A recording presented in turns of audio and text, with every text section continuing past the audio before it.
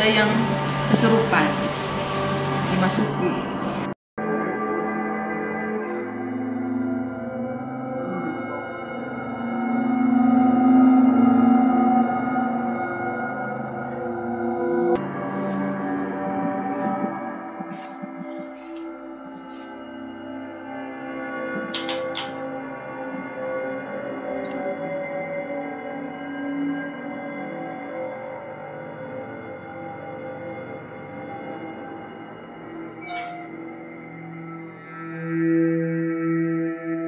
Ketika dia menunjukkan lokasi, disitulah dia melihat ada sosok tangan sebesar pohon kelapa yang menghindarkan istana ini dari serangan-serangan sekutu tadi.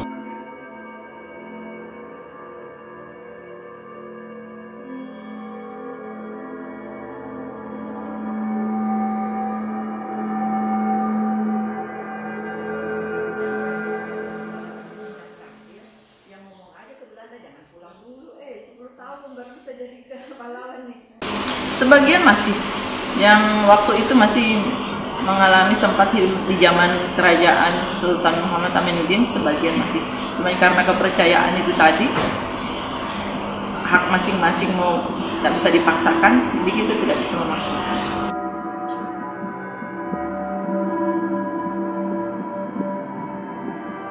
Kalau penampakan wujud itu ada beberapa orang yang sempat melihat wujud itu tadi, makhluk gaib itu tadi yang bernama Sudarmusti itu biasanya kalau di lingkaran dalam keraton ini, keluarga besar keraton itu biasanya posisinya sebagai menantu, misalnya menantu raja. Dia bisa kadang-kadang menampakkan itu sebenarnya kalau mereka menampakkan itu tujuannya untuk mengingatkan. Kalau sejarah tentang penyerangan sekutu itu terjadi tahun 1948, jadi itu serangan waktu itu Australia yang kembali sebagai sekutu Belanda untuk menghancurkan pemerintahan kerajaan Samaliung waktu itu. Nah, disitulah cerita penampakan wujud dari si Garut itu tadi, ketika beliau sekutu ingin menghancurkan istana ini, dia membawa seorang mata-mata untuk menunjukkan posisi ini, karena penghuni dari istana ini sudah mengungsi ke daerah pedalaman dan istana ini sudah ditutupi dengan lumpur dan rumput supaya nggak kelihatan untuk dihancurkan. Tapi mata-mata tadi dibawa naik pesawat untuk menunjukkan lokasi. Ketika dia menunjukkan lokasi, disitulah dia melihat ada sosok tangan sebesar pohon kelapa yang menghindarkan istana ini dari serangan-serangan sekutu tadi. Dan itu beliau ceritakan ketika setelah merdeka, dia datang menceritakan itu kepada Sultan Muhammad Aminuddin.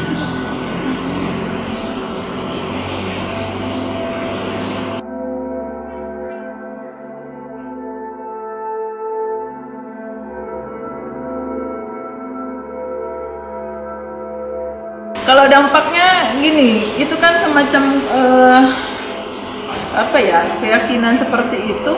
Sosiologi, mereka kan punya iman, punya keyakinan Tuhan seperti apa.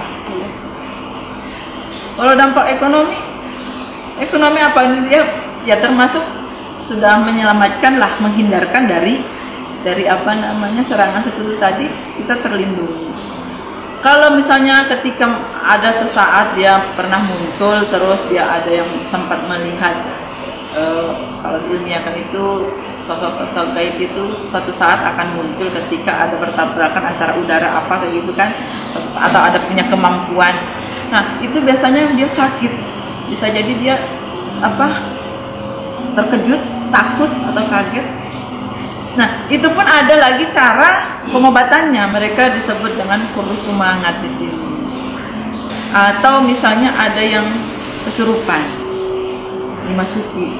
Sebenarnya hal-hal seperti itu halnya semacam mereka itu kan leluhur kita yang keberadaannya sudah punya jasad lagi, jasadnya hancur tapi rohnya masih ada. Dia hanya ingin menyampaikan pesan bahwa kita telah berbuat kesalahan.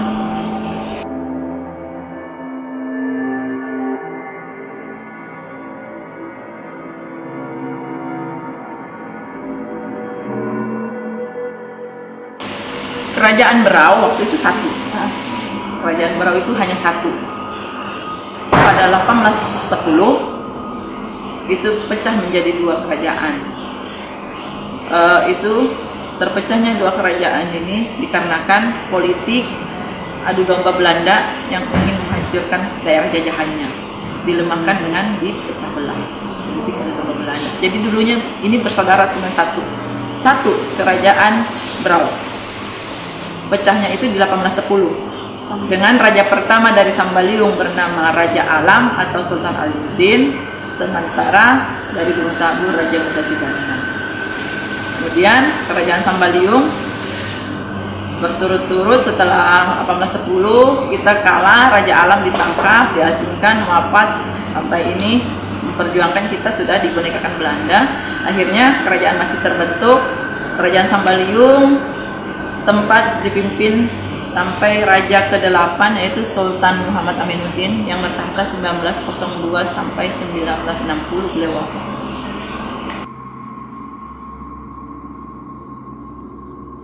Kalau itu aksara itu letaknya dulu aksara Bugis Lontara sama aksara Arab Melayu itu dulu letaknya di gerbang. Itu tata tertib ketika berada di istana pada waktu itu.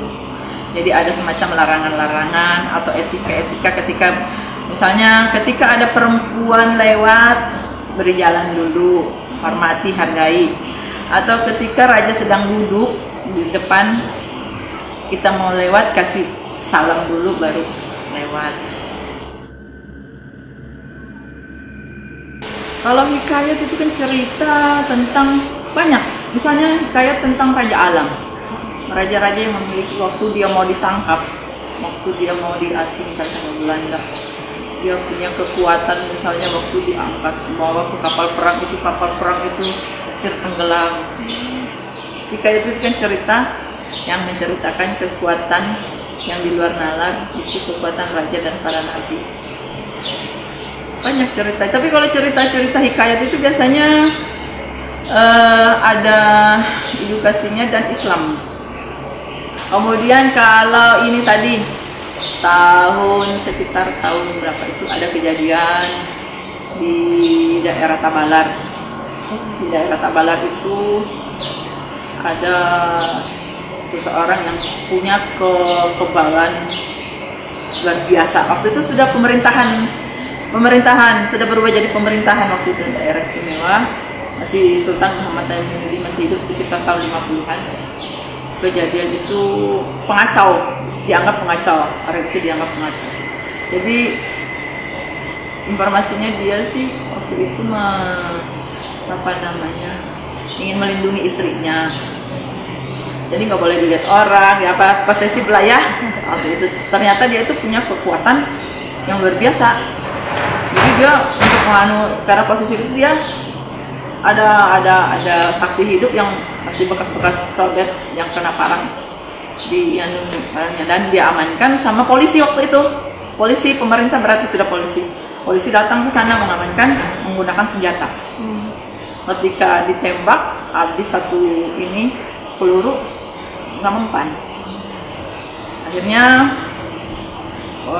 pemimpin polisinya datang ke sini minta petunjuk kepada beliau. Akhirnya sama beliau kasih pesan, dikasih peluru 3 waktu itu. Tapi dengan syarat kalau bawa dia datangkan dia ke sini hidup-hidup. Kasih peluru 3. Dan cara menggunakannya peluru itu terbalik. Apabila dia ada di depan, kamu nembaknya ke belakang. Bener, baru sekali nembak orang itu sudah menyerah diri. Dibawa ke sini. Kejadian di Tabalar Bekasi. Itu namanya ilmu sifatullah. Kembali, jadi nembaknya itu kebalik. Orang di depan nembaknya ke belakang. Zaman Jepang, salah satu putra beliau ada yang menjadi korban zaman penjajahan Jepang. Namanya kita bisa lihat di silsilah. Jadi beliau dipancung karena zaman Belanda kan masyarakat ada sebagian yang difasilitasi berpendidikan untuk sekolah Belanda, terus difasilitasi ini cara beradministrasi. Zaman Jepang, siapa yang pintar, kita kan tujuan Jepang menjajah sesaat itu, tapi memiskinkan dan membodohkan. Siapa yang sudah sekolah di zaman Belanda dikhawatirkan mampu dibunuh. Nama gaib, sosok gaib yang diberi nama Naruto.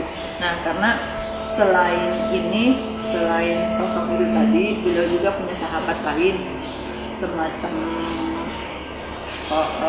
tugasnya itu kan yang untuk positif penjagaan, terus untuk pengobatan, sosoknya baik. Nama gaibnya apa Bu? Anak bacing itu artinya anak suci. Ketika dia membaca dan lontar itu muncul, dia akan membacakan silsilah-silsilah dan terhubung dengan Makassar, dengan raja kerajaan di Makassar. Itu zaman Sultan Muhammad Aminuddin.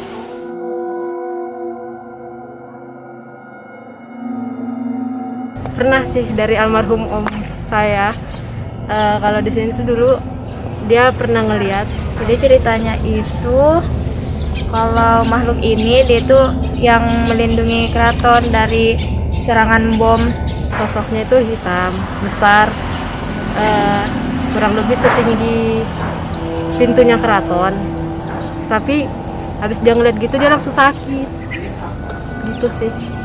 Tapi kalau saya sendiri saya belum pernah lihat. Jadi gini, saat ini kita sekarang ada di tempat dimana yang disebut ritual nazar. Ritual nazar, ritual itu proses religius, proses yang ada melaksanakan hal-hal sakral. Nazar itu artinya niat baik. Ketika ada ritual nazar, itu berarti kita ada tujuan baik. Nah, di sini wujudnya benda ini adalah meriam bedil kuning. Kenapa disebut meriam bedil kuning? Karena ini terbuat dari kuningan. Tadi di depan ada yang terbuat dari besi. Nah, ini ada ceritanya. Kenapa diserahkan ke sini? Ini tadinya ditemukan oleh petani. Ketika dia menyimpan ini di lumbung padinya, dia mendapat mimpi bahwa serahkan ini ke raja. Tapi dia nggak mau. Serahkan ini ke raja. Akhirnya ketika dia nggak mau, lumbung padi dan rumahnya terbakar. Setelah terbakar, barulah dia menyerahkan ke sini ke raja. Sama Sultan Aminuddin dikasih tahu bahwa oke, silahkan, saya akan rawat ini dan semua kerugian akan kami ganti. Jadi diganti dia setelah diserahkan. Dan ini benda-benda begini sudah ada di Huni. Ada penghuninya juga. Itu tadi ritual nazar tadi. Kenapa pakai lilin, kenapa pakai parfum, kenapa pakai diselimutin kain kuning segala macam. Jadi bisa saya ilmiahkan, Mbak. Ini mereka menggunakan lilin. Pada waktu itu guna lilin itu adalah sebagai penerang. Karena zaman dulu belum ada lampu. Jadi cahaya itu lilin. Kenapa mereka menggunakan kayu menyan, garu? Apakah mereka memberi persembahan atau memberi makan? Tidak. Tapi fungsi dari ini tadi wewangian itu adalah penyebar bau wangi, relaksasi. Dan kenapa mereka harus membawa kain kuning? Jadi begini, ketika kita mendapat kebahagiaan, nazar itu niat baik. Misalnya ketika saya sembuh, saya ingin ke Keraton Sambaliung. Nah, orang Islam itu biasanya dianjurkan ketika kita mendapat kebahagiaan, kita bersedekah. Karena kita ke keraton, maka sedekahnya kain kuning. Kenapa orang keraton semua menggunakan kain kuning? Ketika kita punya nazar, ketika aku sembuh, aku akan bersedekah ke masjid. Kalau bersedekah ke masjid sudah pasti Quran, kain putih yang dimanfaatkan. Nah, seperti itu. Jadi ini bukan maksudnya sihir atau menyebut benda mati, tidak. Tapi karena orang keraton segala sesuatunya menggunakan kain kuning, maka mereka bersedekahnya kayak ini. Dan ternyata selain menyebarkan bau wangi, fungsi dari arang itu adalah menyedot bau apek. Karena dulu itu penuh filosofi itu tadi. Ketika mereka tidur di atas dengan kelambu, dulu penyampaiannya akan terhindar dari santet dan tenung. Begitu juga ketika kita tidur di lantai seperti ini, akan terhindar dari santet dan tenung, karena katanya kirim-kiriman yang gaib itu hanya ada di atas lutut. Secara ilmiah ternyata ini terhindar dari nyamuk, karena zaman dulu belum ada nyamuk. Dan nyamuk di sini itu mematikan, namanya malaria, bisa menyerang sampai ke otak. Nah kemudian ketika tidur di bawah begini, itu tadi kan katanya santet itu akan terlewat ketika di atas lutut. Makanya ternyata secara ilmiah dikaji lagi, ketika kita tidur di bawah bersentuhan dengan bumi, energi pada malam hari itu menyehatkan.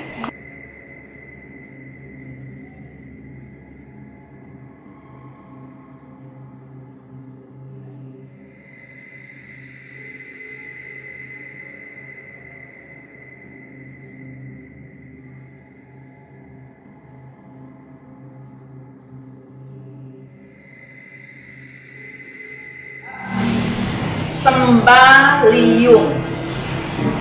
Sembaliung ini jargonnya ketika Raja Alam melawan Belanda. Sembah dan liung. Sembah artinya tunduk taat kepada yang tinggi, liung artinya punya ketahanan untuk berkelok melawan. Sekilas Sembaliung. Ini yang sekarang. Nah, jadi ini Raja Alam 1810, beliau diasingkan, berarti sudah kita dikuasai Belanda. Beliau sampai wafat, meninggal waktu itu di sampai Batu Putih. Kenapa di Batu Putih? Dulu istananya di sana, di Gayam, Pasar Gayam. Pas dia diasingkan, dihancurkan, kembali lagi dia membawa pasukan untuk menyerang, menghadang Belanda. Itulah dia bikin kekuatan blokade di Batu Putih, makanya sampai wafatnya di Batu Putih. Setelah beliau wafat digantikan oleh putranya, putra pertama, putra kedua Hadi Jalaluddin, kemudian Asik Sarifuddin. Setelah ini lengser lagi, Hadi Jalaluddin punya putra 3 lagi, gantian lagi nih. Kenapa nggak ada lagi kerajaan? Kita sudah merdeka tahun 45, sistemnya pemerintahan. Itu beliau sempat menjadi kepala daerah istimewa waktu itu.